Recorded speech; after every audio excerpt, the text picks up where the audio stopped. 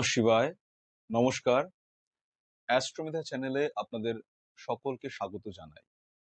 দর্শক, ৩০ বছর পর মীন রাশিতে শনি বা স্যাটার্নের প্রবেশ হলো ২৯শে মার্চ। ন্যাচারাল জোডিয়াক বা কালপুরুষ রাশিচক্রের অন্তিম রাশি হলো মীন রাশি, এবং এখানে এই রাশিতে শনিদেব অবস্থান করবেন আগামী ২০২৮ ফেব্রুয়ারি পর্যন্ত। মীন রাশিতে শনিদেবের প্রবেশের সঙ্গে সঙ্গে মেষ রাশির জাতক জাতিকাদের জীবনে শনির সাড়ে সাতির প্রথম পর্যায় সূচিত হলো। ইতিপূর্বে মীন রাশিতে শনিদেব এবং অন্যান্য গ্রহদের ট্রানজিট নিয়ে আলোচনা করেছি।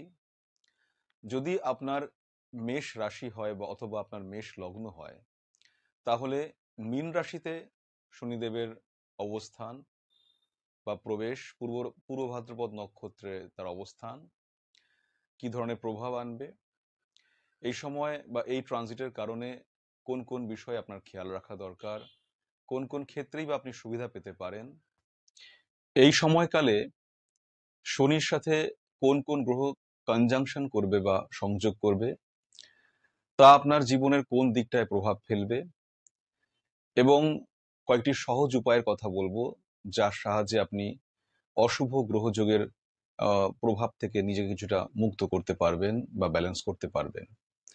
আজকের ভিডিওতে এই সমস্ত বিষয়ে সংক্ষিপ্ত আলোচনা করব। দর্শক, যে কোনো ট্রানজিটকে বা যে কোনো গ্রহের ট্রানজিটকে রাশি, লগ্ন এবং নক্ষত্রের লেভেল থেকে বিশ্লেষণ করা যায়। শনি মীন রাশিতে প্রবেশ করেছে এবং পূর্ব ভাদ্রপদ নক্ষত্রে অবস্থান করেছে। পূর্ব ভাদ্রপদ নক্ষত্রের সিম্বল হলো the first part of a funeral cot, অর্থাৎ একটি মৃত্যুসজ্জার প্রথম দিকের অংশ, সামনের অংশ। কিন্তু আজকের আলোচনা নক্ষত্র কেন্দ্রিক নয়, আজকের আলোচনা রাশি এবং লগ্ন কেন্দ্রিক। যখন স্লো মুভিং প্ল্যানেট কোন একটি রাশিতে অবস্থান করে, তখন সেই গ্রহটি দীর্ঘদিন সেখানে থাকে এবং তার প্রভাবকে সেখানে সুনিশ্চিত করে। তাই গ্রহের স্লো মুভিং প্ল্যানেটের বা ওরকম ধরনের গ্রহের ট্রানজিটের ফলে রাশি এবং লগ্ন প্রভাবিত হয়, রাশি লগ্নের উপর তার প্রভাব সুনিশ্চিত হয়। শনির মতন স্লো মুভিং প্ল্যানেট, যে গ্রহটি কিনা ২.৫ বছর একটি রাশিতে অবস্থান করে, সেই গ্রহটি যে রাশি এবং লগ্নকে প্রভাবিত করবেই এ বলার অপেক্ষা রাখে না।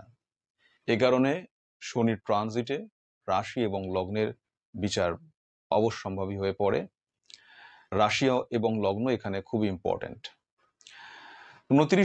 গত ২৯শে মার্চ শনি মীন রাশিতে প্রবেশ করেছে। সেই সময় সেখানে চন্দ্র, রবি, বুধ, শুক্র এবং রাহুর মতন গ্রহরা প্রেজেন্ট রয়েছিল বা উপস্থিত ছিল। চন্দ্র, রবির মতন দ্রুতগামী গ্রহরা বা ফাস্ট মুভিং প্ল্যানেটরা ধীরে ধীরে সামনের দিকে এগিয়ে যাবে, কিন্তু রাহু এখানে থেকে যাবে। রাহুর সঙ্গে শনি কনজাংশন করে থাকবে আগামী 18ই মে পর্যন্ত। সুতরাং এই কনজাংশনটিও গুরুত্বপূর্ণ হয়ে উঠল। সেই সঙ্গে শুক্র এখানে অবস্থান করবে বেশ কিছুদিন। সুতরাং এই গ্রহের কনজাংশনসগুলি বিচার্য হয়ে পড়ছে।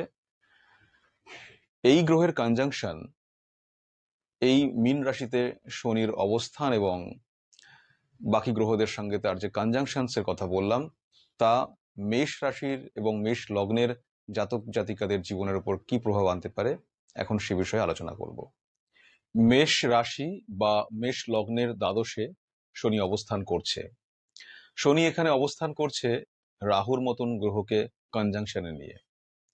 দ্বাদশে রাহু শনির কনজাংশন খুব শুভ নয়। শনি দ্বাদশে অবস্থান করে আপনার ফিনান্সিয়াল লস বা আর্থিক ব্যয়ের বৃদ্ধিকে ত্বরান্বিত করতে পারে। যখনই 10th লর্ড এবং 11th লর্ড এর মতন গ্রহ দ্বাদশে অবস্থান করে, তখনই তা কর্মের ক্ষেত্রে লগ্নির ক্ষেত্রে, অর্থলগ্নির ক্ষেত্রে কিছুটা সমস্যা বা কিছুটা প্রবলেমস ক্রিয়েট করে।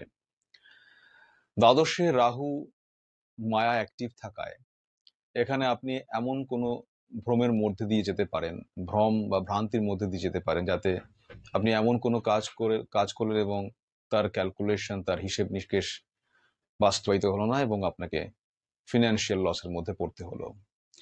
তাই যতদিন পর্যন্ত শনি এবং রাহু দ্বাদশে কনজাংশন করে আছে ততদিন পর্যন্ত, অর্থাৎ 18ই মে পর্যন্ত আপনি একটু সচেতন থাকবেন। ফিনান্সিয়াল কোনো ইনভেস্টমেন্টের, বড় কোনো ইনভেস্টমেন্টের ক্ষেত্রে, বড় কোনো অর্থ লগ্নির ক্ষেত্রে চট করে কোনো সিদ্ধান্ত নেবেন না। একটা রিসার্চ ওয়ার্ক করুন, অর্থাৎ ভালো করে ভেবে চিনতে সমস্ত কিছু খোঁজ খবর নিন। কোথায় ইনভেস্টমেন্ট করলে বা অর্থ নিয়োগ করলে বিপদের সম্ভাবনা কম, সেটা বুঝে শুনেই অর্থ নিয়োগ করুন, অর্থ বিনিয়োগ করুন। তা না হলে মুশকিলে পড়তে হতে পারে। রাহু এবং শনির কনজাংশনের যে মিলিত এনার্জি, তা একটু উগ্র ধরনের। তাই এই উগ্র এনার্জিকে নিয়ন্ত্রণ করার জন্য আপনি উগ্র দেবতা হিসেবে ভগবতী মা দুর্গার আরাধনা করতে পারেন, পূজা করতে পারেন, দুর্গা সপ্তশতী পাঠ করতে পারেন। এতে আপনার রাহু এবং শনির এনার্জিকে আপনি অনেকটা ব্যালেন্স করতে পারবেন।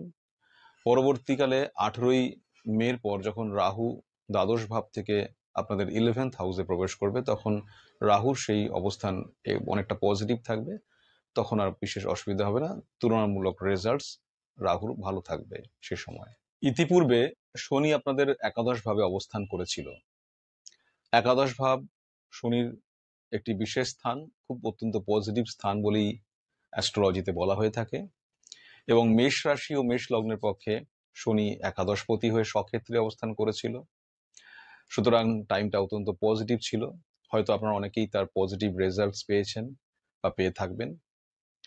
কিন্তু এখন শনি দ্বাদশে প্রবেশ করেছে, দ্বাদশে অবস্থান করছে। সুতরাং সময়ের পরিবর্তন হবে, সময় এখন বদলাবে। দ্বাদশের শনির অবস্থান খুব শুভ নয়। দ্বাদশে শনি অবস্থান করে আপনাদের সাড়ে সাথী স্টার্ট হয়েছে। যেহেতু মীন রাশি একটি জলরাশি বা ওয়াটারি সাইন বা ওয়াটারি এলিমেন্টের রাশি, তাই এখানে শনির অবস্থান আপনার ইমোশনাল লেভেলে কাজ করবে। আপনার যে মনোজগৎ আছে, যে ইমোশনাল একটা মাইন্ড রয়েছে, সেই মাইন্ডের মধ্যে আপনার ইমোশনের উপরে এফেক্ট করবে শনি। সুতরাং আপনার এখন মনোজগতে শনির প্রভাব থাকার কারণে আপনার মনের মধ্যে তার একটা চাপ বা একটা আনইজিনেস তো থাকবেই। কোথাও একটা গিয়ে একটা আশানুরূপ পরিস্থিতি না তৈরি হওয়ার কারণে মনের ওপরে সেই অবস্থার একটা বিপরীত প্রতিক্রিয়া হবে। শনি দশমপতি দ্বাদশে অবস্থান করায় কর্মকে নিয়েও আপনার চিন্তা তৈরি হবে। এখন এমন ধরনের কাজ এখন আপনার সামনে আসতে পারে যা আপনি হয়তো মন থেকে অ্যাকসেপ্ট করতে পারবেন না, বা এমন ধরনের কাজ আপনার সামনে আসতে পারে যা আপনার স্কিলের অনুরূপ নয়, আপনার ওয়ার্কিং নলেজের অনুরূপ নয়। মানে আপনি যে ধরনের দক্ষতা নিয়ে আছেন, আপনি যে ধরনের কাজ করতে দক্ষ, আপনি যে ধরনের কর্মকেন্দ্রিক শিক্ষা পেয়েছেন বা শিক্ষা নিয়েছেন, সেই শিক্ষার অনুরূপ বা সেই দক্ষতার অনুরূপ কাজ আপনি হয়তো নাও পেতে পারেন। তার ফলে আপনার মনের মধ্যে একটা অসুবিধা তৈরি হবে, কাজ নিয়ে একটা ত্রুটি তৈরি হবে আপনার, এবং এর কারণে আপনার মনের মধ্যে তার একটা চাপও আসবে। কিন্তু এই অবস্থাকে এখন অ্যাকসেপ্ট করতে হবে।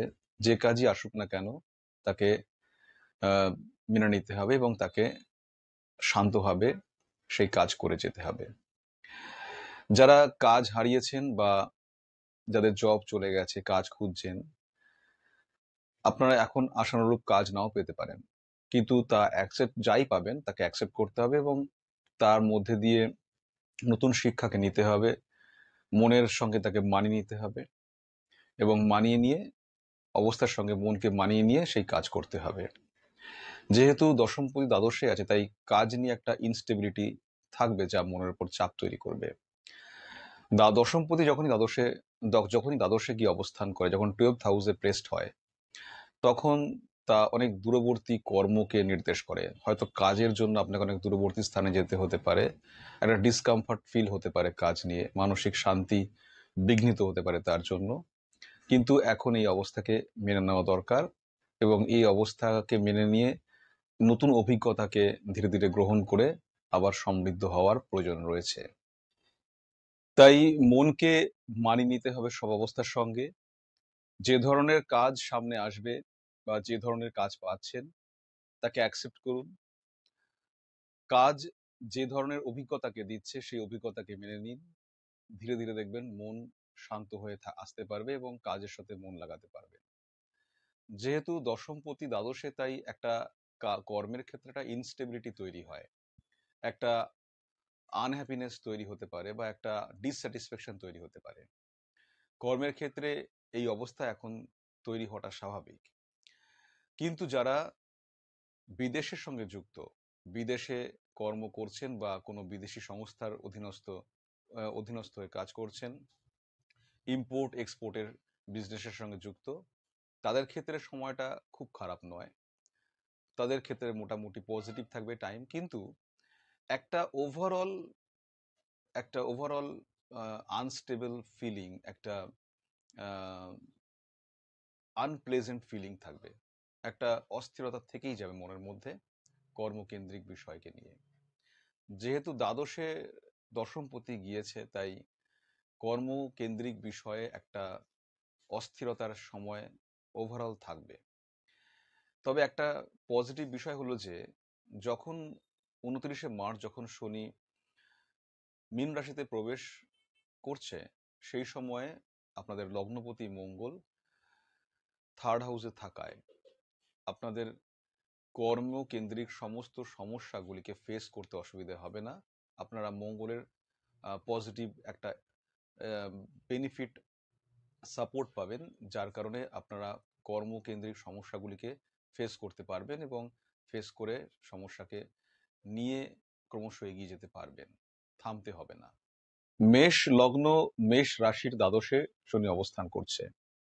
দ্বাদশ সম্পদের ব্যয়ের জন্য গুরুত্বপূর্ণ স্থান। দ্বাদশ ভাব থেকে ডিট্যাচমেন্ট বা লস অফ ওয়েলথ ব্যয়কে বোঝানো হয়। শনি সেখানেই অবস্থান করছে, 10th লর্ড হয়ে, 11th লর্ড হয়ে। সুতরাং এই অবস্থান ব্যয়ের বিষয়কে একটু সক্রিয় করতে পারে।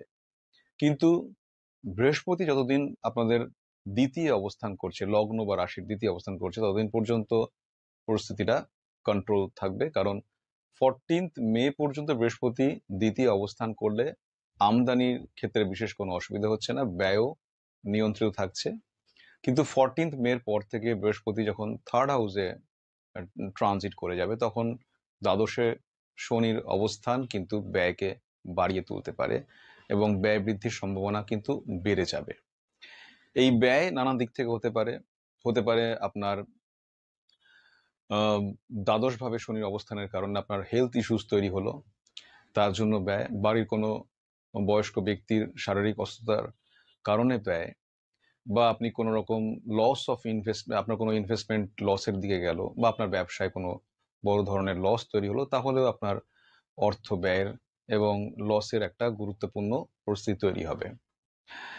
শুধু তাই নয়, দ্বাদশ থেকে আমাদের আনএক্সপেক্টেড, আনন্যাচারাল লস বা এক্সপেন্স তৈরি হয়। কোনো আনএক্সপেক্টেড লস তখন দেখা যেতে পারে। অ্যাক্সিডেন্ট, হেলথ ইস্যুস, হসপিটালাইজেশন, এই সমস্ত নানান ধরনের সমস্যার কারণে, নানান রকমের আনএক্সপেক্টেড ঘটনার কারণে ব্যয় হতে পারে। কোনো কোনো ক্ষেত্রে এই ব্যয়কে এড়িয়ে যাওয়া সম্ভব হবে না, ফলে আপনি একটা ফিনান্সিয়াল প্রেশার অনুভব করতে পারেন। কারণ শনির তৃতীয় দৃষ্টি থাকবে আপনাদের দ্বিতীয় ভাবের ওপর, বা তৃতীয় দৃষ্টি রয়েছে দ্বিতীয় ভাবের ওপর। যতদিন বৃহস্পতি দ্বিতীয় ভাবে রয়েছে ততদিন পর্যন্ত একটা ব্যালেন্স হওয়ার প্রচেষ্টা থাকবে। কিন্তু বৃহস্পতি বেরিয়ে গেলে পরে, অর্থাৎ ট্রানজিট হলে থার্ড হাউসে, তখন দ্বিতীয় ভাবে শনির তৃতীয় দৃষ্টি এই ইমব্যালেন্স তৈরি করার ক্ষেত্রে সহায়ক হয়ে উঠবে। ফিনান্সিয়াল প্রেশার তখন আপনি অনুভব করতে পারেন। সুতরাং এক্ষেত্রে সচেতন হওয়া দরকার আছে। কতখানি ব্যয় করা প্রয়োজন, কতখানি সেভ করা দরকার, সেটা বুঝে নিয়েই সবকিছু করা দরকার। শনির দৃষ্টি থার্ড অ্যাসপেক্ট আপনাদের দ্বিতীয়ভাবে থাকার কারণে ফিনান্সিয়াল বিষয়টা কি হতে পারে তা বললাম, কিন্তু দ্বিতীয় ভাব থেকে শুধু ফিনান্স নয়, ফ্যামিলি, ফুড, ফুড হ্যাবিট সবকিছুকে দেখা হয়। বাক্য অর্থাৎ এক্সপ্রেশন অফ ওয়ার্ডস সব দেখা হয় যা আমাদের রিলেশনের সঙ্গে জড়িত। ফ্যামিলির মানুষজনদের সঙ্গে একটা ব্যালেন্স করে চলার প্রয়োজন আছে এই সময়ে, কারণ দ্বিতীয় দৃষ্টি থাকায় ফ্যামিলির মানুষজনদের সঙ্গে একটা মিসআন্ডারস্ট্যান্ডিং তৈরি হওয়ার সম্ভাবনা থাকবে। বাক্য প্রয়োগের ক্ষেত্রে সচেতন হওয়া দরকার। যদি কোনো কর্কশ অপ্রিয় বাক্যের ব্যবহার হয়, শব্দ চয়ন যদি অসংলগ্ন হয়, যদি বেশি কর্কশ শব্দের ব্যবহার হয়ে যায়, বাড়ির মানুষজনদের সঙ্গে তাহলে ডিস্টেন্স বা মিসআন্ডারস্ট্যান্ডিং বাড়তে পারে। বাড়ির মানুষজনদের সঙ্গে মিসআন্ডারস্ট্যান্ডিং বা কোনো অপ্রীতিকর সম্পর্ক তৈরি হলে পরে মানসিক শান্তি পাওয়া যাবে না, মানসিক শান্তিতে তার ব্যাঘাত ঘটবে। সুতরাং সাড়ে সাতির এই সময়ের মধ্যে মেন্টাল পিসকে হারাবার আরো সম্ভাবনা বেড়ে উঠবে। মানসিক অস্থিরতা বাড়ার সম্ভাবনা যদি দেখা যায় ফ্যামিলির ভেতরেই, তাহলে ফ্যামিলি লাইফের মধ্যে যদি একটা কোনো প্রেশার তৈরি হয়, তাহলে ঘরে বাইরে দুরকম ক্ষেত্রেই প্রেশার আপনাকে ব্যতিব্যস্ত করতে পারে। তাই এই দিকটা খেয়াল রাখা দরকার। বাক্য প্রয়োগের ক্ষেত্রে, শব্দ চয়নের ক্ষেত্রে অত্যন্ত সচেতন হয়ে থাকা দরকার। ফ্যামিলির মানুষদের মধ্যে যাতে ডিস্টেন্স না বাড়ে সেই রকম চেষ্টা করা দরকার, যাতে মিসআন্ডারস্ট্যান্ডিং না হয় সেদিকে খেয়াল রাখা দরকার। খাদ্য গ্রহণের ক্ষেত্রে সচেতন থাকা দরকার, কারণ শনির দৃষ্টি সেকেন্ড হাউসে রয়েছে। সঠিক খাদ্য গ্রহণ, সঠিকভাবে জীবন যাপন করা, তাহলে হেলথের দিক থেকে ঠিক থাকবেন এবং আপনার ফ্যামিলি লাইফটাও অনেক বেশি হেলদি থাকবে। শনির দৃষ্টি রয়েছে আপনাদের ষষ্ঠ ভাবের ওপর। দ্বাদশে শনি অবস্থান করে তার সপ্তম দৃষ্টি রাখছে আপনাদের ষষ্ঠ ভাবে বা 6th হাউসে। ট্রানজিটের প্রথম 50 দিন কেতু আপনাদের ষষ্ঠ ভাবে অবস্থান করছে, অর্থাৎ 29শে মার্চ থেকে আগামী 18ই মে পর্যন্ত কেতু থাকবে 6th হাউসে। এই কেতুর ওপরে শনির দৃষ্টি রয়েছে এবং মঙ্গলের দৃষ্টি রয়েছে কেতুর ওপরে। সুতরাং দ্বাদশ এবং ষষ্ঠের মধ্যে যে একটা অ্যাক্সিস তৈরি হলো কেতু ও শনির, তা আবার মঙ্গলের দ্বারাও ইম্প্যাক্টেড হলো। এই কম্বিনেশন, এই গ্রহ দৃষ্টি যোগ একটা ষষ্ঠ ভাবকে একটা সক্রিয়তা প্রদান করছে, যার কারণে আপনার হেলথ ইস্যুস, আপনার হেলথ প্রবলেম তৈরি হওয়া খুব স্বাভাবিক। মূলত ডাইজেশনের সমস্যা বা হজমের সমস্যা বা খাদ্য পরিপাকের সমস্যা তৈরি হতে পারে। আপনার পেট, স্টমাক, আপনার গাটের মধ্যে এর একটা এফেক্ট দেখা দিতে পারে।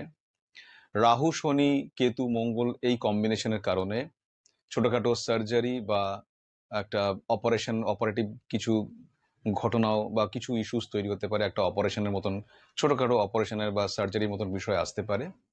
সুতরাং এই 50টা দিন একটুখানি বেশি কনসাস থাকতে হবে, বেশি খেয়াল রাখতে হবে শরীর স্বাস্থ্যের দিকে, পেটের সমস্যা যাতে না হয় সেই দিকে সেই মতন ব্যবস্থা নিয়ে বা সেই মতন আহার গ্রহণ করতে হবে, নিজের সিস্টেমকে ঠিক রাখার চেষ্টা করতে হবে। এরপরে 18th মের পর কেতু যখন 5th হাউসে ট্রানজিট করবে, সেখানেও কিন্তু কেতু পঞ্চম ভাবে অবস্থান করেও কিন্তু পেটের সমস্যা আনতে পারে। সুতরাং এই সময়কালে আপনার পেট সংক্রান্ত বিষয়, হজম সংক্রান্ত বিষয়ে নজর দেওয়া দরকার। 6th হাউসে শনির দৃষ্টি আপনার কম্পিটিটর্স, আপনার শত্রুদের থেকে আপনার এখন একটু অসুবিধে পেতে হতে পারে। এমনও হতে পারে যে যার সাথে কোনো শত্রুতার সম্পর্ক নেই, তার কাছ থেকেও খারাপ আচরণ দেখতে হতে পারে। 6th হাউসে যখন শনির সপ্তম দৃষ্টি রয়েছে, তখন এই রোগ ঋণ শত্রুর ভাব সক্রিয় হবে এবং এই ধরনের আনএক্সপেক্টেড ঘটনাও দেখতে হতে পারে। 6th হাউসে শনি দৃষ্টি থাকলে একটা লেজিনেস বাড়ায়, রুটিন ওয়ার্কের মধ্যে একটা ডিস্টারবেন্স ক্রিয়েট করে, ফলে আপনার মধ্যে আলস্য বাড়তে পারে। আপনার নিত্য নৈমিত্তিক যে কাজগুলি রুটিন ওয়াইজ আপনি করতেন, তাতে বিঘ্ন আসতে পারে, আপনি রুটিন ফেল করতে পারেন, আপনি রুটিন মাফিক কাজ নাও করে উঠতে পারেন। সুতরাং সচেতন হতে হবে এই ব্যাপারটাতে।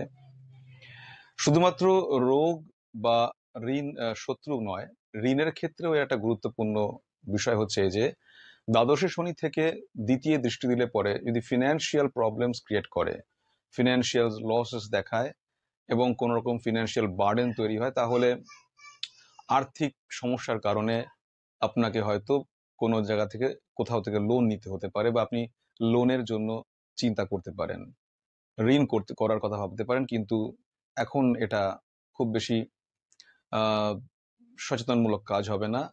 6th হাউসে যখন শনির দৃষ্টি রয়েছে, তখন আপনাকে আপনার কর্মক্ষেত্রেও একটু সচেতন থাকতে হবে। অফিস পলিটিক্স বা কর্মক্ষেত্রে কোনো ধরনের যে ধরনের গোলযোগগুলো তৈরি হয়, যা আপনাকে সমস্যায় ফেলতে পারে, সেদিক থেকে একটু দূরত্ব রেখে চলতে হবে, নিজেকে সেফ রেখে কাজ করে যেতে হবে। দ্বাদশে শনির অবস্থান থাকলে পরে রোগের স্বাভাবিক একটা সম্ভাবনা দেখা যায়, রোগ ভোগের সম্ভাবনা দেখা যায়। 6th হাউসে শনি দৃষ্টি থাকার কারণে সেই রোগের সম্ভাবনা আরেকটু বেশি বৃদ্ধি পায়। অ্যাংজাইটি বা উদ্বিগ্নতা বাড়বে। বেশি স্ট্রেস থাকলে পরে ঘুমের একটু কম হতে পারে, ঘুম কম হতে পারে, ফলে ঘুম না হওয়ার কারণে অ্যাংজাইটি লেভেল আরেকটু বেড়ে যেতে পারে, এতে শারীরিকভাবে কিছু অসুবিধা তৈরি হতে পারে। সুতরাং এই সমস্ত কিছুর দিকে খেয়াল রাখা দরকার। সমস্ত কিছুকে মাথায় নিয়ে একটা সিস্টেমেটিক লাইফের দিকে প্ল্যান করে নিতে পারলে সুবিধা হবে, বিশেষ কিছু অসুবিধে থাকবে না তখন। দ্বাদশে শনির অবস্থানের কারণে এবং শনির ষষ্ঠে তার দৃষ্টির কারণে যখন অ্যাংজাইটি লেভেল বাড়তে পারে, স্ট্রেস লেভেল বাড়তে পারে, তখন মানসিক শান্তির জন্য প্রাণায়াম, যোগাসন ইত্যাদি অত্যন্ত ভালো একটা প্র্যাকটিস। এগুলি করতে পারলে হেলথকে ফিট রাখার সহজ হবে এবং হেলথকে ঠিক রাখা সহজ হবে, এবং আপনার স্ট্রেস লেভেল অনেকটা কমে আসবে। সুতরাং এই সময় আপনার এই যে 2.5 বছর যখন শনি দ্বাদশে রয়েছে, তখন যোগাসন প্রাণায়াম কিন্তু অত্যন্ত উপাদেয় আপনাদের জন্য। দ্বাদশে শনির অবস্থান, রাহুর সঙ্গে তার সংযোগ, 6th হাউসে তার দৃষ্টি, দ্বিতীয় তার দৃষ্টি থাকায় ফ্রড কেসের সম্ভাবনা আছে। কারো কারো ক্ষেত্রে, কারো কারো হরোস্কোপে যদি এরকম কোনো ফ্রড হওয়ার মতন কোনো কনজাংশন পজিশনস থাকে, যোগ থাকে, গ্রহ যোগ থাকে, তাহলে এই সময় তেমন হওয়ার সম্ভাবনা রয়েছে। অনলাইন ট্রানজাকশনের ক্ষেত্রে সচেতন হন। কারোর কোনো কথায় কোথাও ইনভেস্টমেন্ট করে বসবেন না, বুঝে শুনে সচেতন হয়ে করবেন। কোথাও কোনো জায়গায় কোনো একটা প্রলোভনীয় অ্যাডভার্টাইজমেন্ট হলো, আর সেই মতন করে আপনি কোথাও বিনিয়োগ করে বসলেন এবং সেক্ষেত্রে ফ্রড হতে পারেন। কেয়ারফুল থাকা উচিত এই সব বিষয়ে। আর বিশেষ করে হেলথের জন্য এই সময় থেকে কতগুলি সিস্টেমেটিক লাইফ লিড করতে পারলে, একটা সিস্টেমেটিক প্ল্যানফুলি যোগ, প্রাণায়াম, আসন, ব্যায়াম, আহ, একটা ঠিকঠাক খাওয়া দাওয়া সবকিছু থাকতে পারলে, সবকিছুকে মেনটেন করতে পারলে হেলথ নিয়ে কিন্তু বিশেষ চিন্তা করার মতন থাকবে না। 12th হাউসে শনি অবস্থান করে তার দশম দৃষ্টি রাখছে আপনার 9th হাউসে। 9th হাউস হচ্ছে লং ট্রাভেলকে, লং ডিস্টেন্সকে নির্দেশ করে। সুতরাং আপনার দূর দেশের ভ্রমণ বা দূর দেশের যাত্রা, ট্রাভেলিং, ক্ষেত্রে একটু কোনো রকমের অসুবিধাও তৈরি হতে পারে।